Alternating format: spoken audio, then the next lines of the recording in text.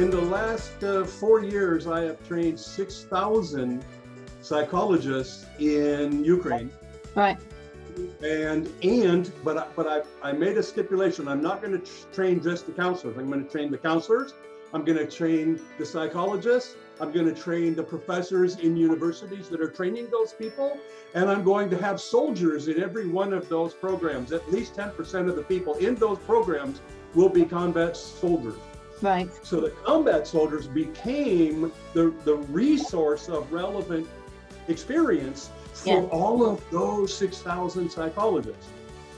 I ended up spending 2 years training 600 of them, 36 days over 2 years, to become leaders of those centers in the Ukraine. Exactly the way I did in Russia and exactly the way I did in America. And now we are now opening, I think, center number 11 in Ukraine. Oh my goodness.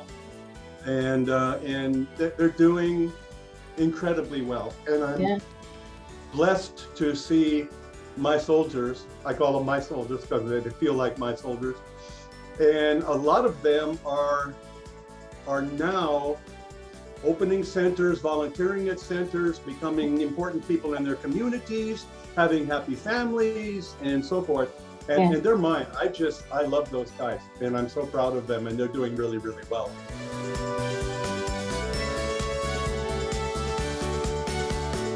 Frank Pucelik invests most of his income in the treatment of survivors soldiers traumatized by the Crimean War.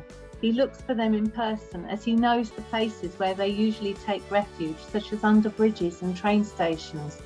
After a few months for one, years for others, they return to active life, manage to find work and start a family.